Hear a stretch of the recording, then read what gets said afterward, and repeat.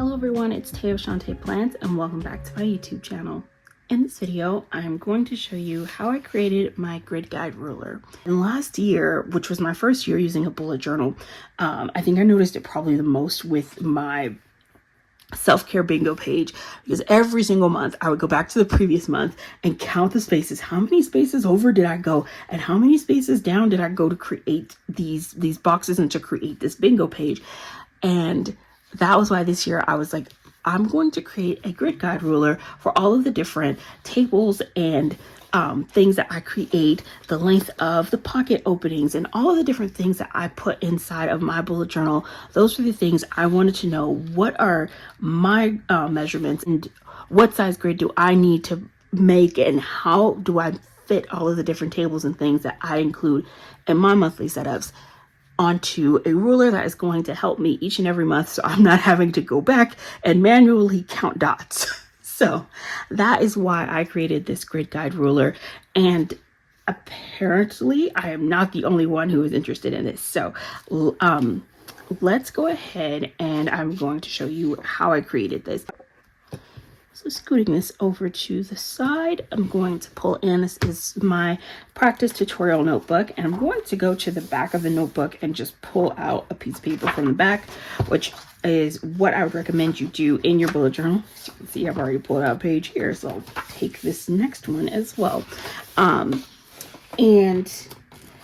either if you have a secondary notebook, you can pull out a page from a secondary notebook, or if you don't and you only have one notebook, pull out a page from the back of your notebook that you can use to create this.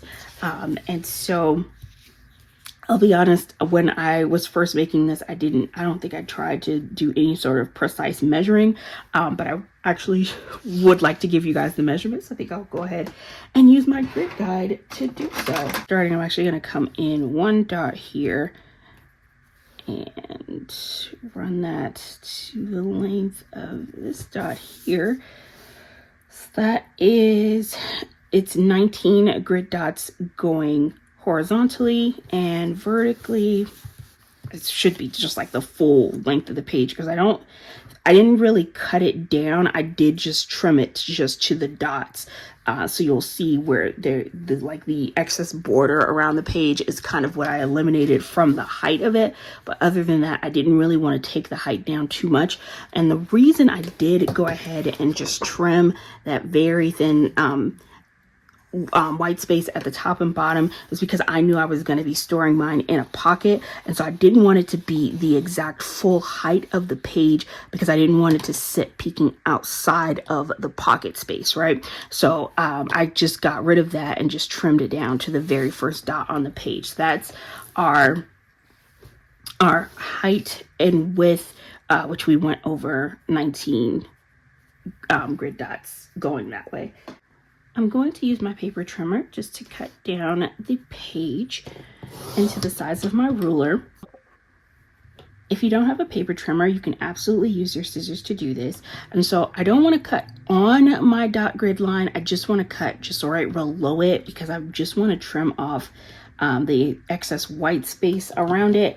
But I'm going to leave the dots themselves on the page and then trim down to space that's 19 dots wide. I'll be honest, okay, so like I have this width that I created mine. It does not have to be this wide. You can absolutely make yours much more narrow or wider than this. It's totally up to you. The width isn't going to impact the effectiveness of the grid guide ruler at all. Because I've definitely seen people have some that are thinner, you just won't have as much decorating space on there if you do it a little bit slimmer. But ultimately, you obviously wouldn't want to have a page that's so wide you can't fit it inside, if you do decide to create a pocket to put it in. If not, most bullet journals or notebooks have a little pocket on the back, if you just wanted to keep it tucked in the pocket that's already in the back of your notebook. So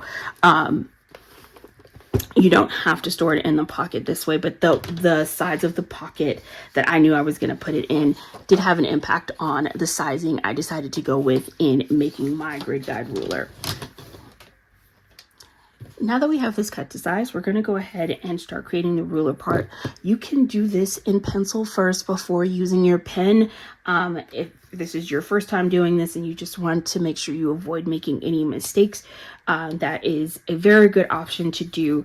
But you're just going to mark your start point and end point on your ruler, and then just draw a straight line connecting those 2 points.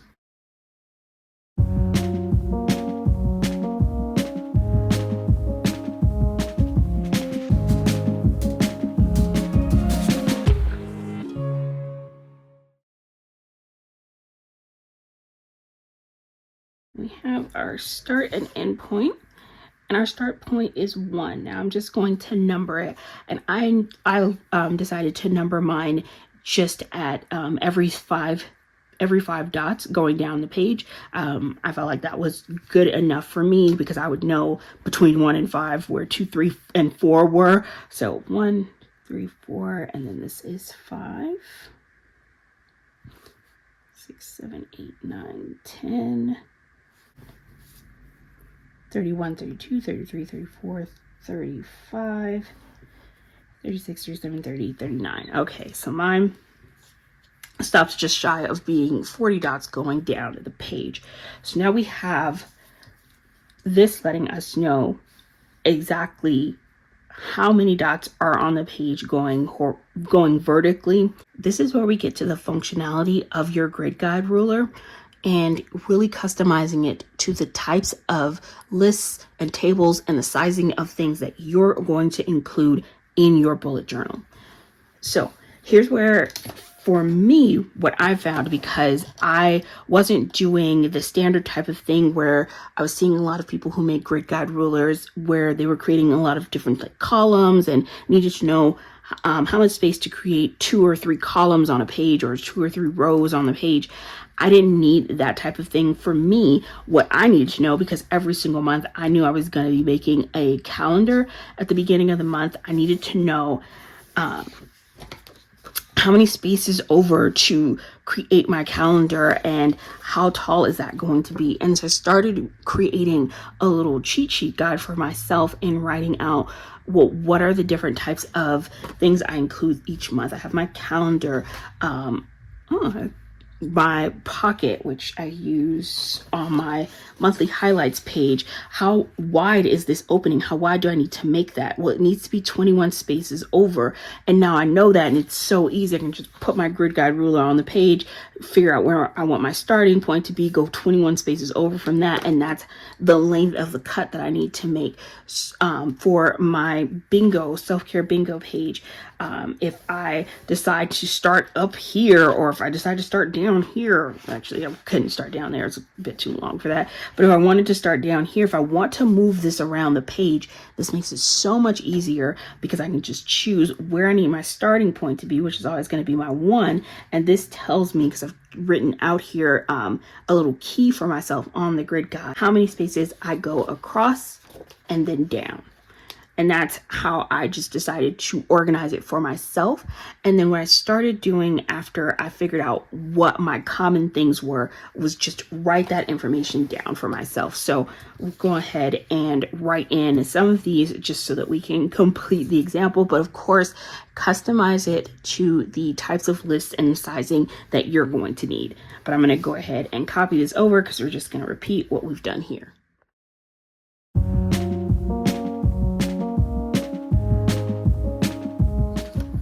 Once I figured out the sizing that I needed based on the key that I was creating, I wanted to highlight the common sizes I was using on the ruler itself. So like, for example, with my calendar, for this calendar, because this is a 5-week calendar, so 1, 2, 3, 4, 5 weeks in the month of January. And so I knew that was going to go it's going to go across 15 spaces. So 1 being here, and it would go to dot 15, and then it would go height 1 down to 13. To highlight 13 and 15 because those were common areas where those sizes were going to be something I was going to go to often. And so which is why you'll see I have some sort of additional lines that are pointed out a bit more than some of the other spaces on the grid guide ruler because those are measurements I use more often than others. And so essentially, once I knew that, I could just make an additional mark there, right? So I can have a line going at 13, so we're at 10, 11, 12, 13. So that's 13. Also 11 was a common one. And I'm just drawing these additional lines on here. One of the things you can do, I decided to just pull in one of my brown pens. I have a multi-pack of all of the different colors in these Staedtler Tri-Plus fine liners. This is one of my favorite pens to write in. Because of the color scheme that I was decorating this with, I decided to just add numbers in brown for all of the additional ones.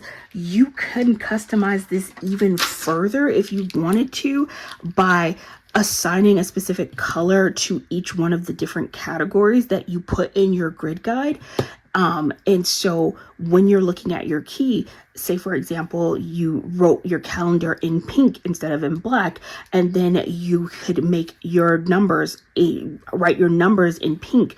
And then you immediately know on site it corresponds with the measurements that are here based on what's written here, just based off of color. And so you can even further customize your grid guide that way if you would like to. I think for me, I was fine doing it pretty simple with just putting them in the brown colorway. And also, I think for me, I knew I wanted it to match the decorations that were going to go around it as well. So I didn't want a lot of different colors on there. Now, the other thing is you may not necessarily know all of the measurements at the start. That's totally okay too. The great thing is you can continue to add to this as you continue to plan. So if you start adding different common sizes of something that you're using in your bullet journal, you can always add that. Just draw another line on your ruler and just add that in and continue to update this and make this something that's functional for you when using it in your bullet journal. And that's all you have to do. You now have a fully functional ruler. Continue adding in the highlighted lines of what's going to be the most important measurements and most common used measurements for you within your pages. And then continue adding to your key as needed. And even for me, if you run out of space on the front, I added some information onto the back because you have plenty of space on the back of the ruler as well. And you can continue adding to the key itself to allow your ruler to be as functional as you need it to be for everything that you're doing. If you're interested in seeing how I decorated this, I used some stickers from the new chapters kit from Paper Trail Plans, and I have some more leftover stickers from that. I'm going to go ahead and just decorate this on camera so you guys can see how I pulled that together. It should be pretty much the same as this, except I don't think I have another one of this specific sticker, but that's cool. We can go ahead and just get this decorated and I'll show you how this all came together.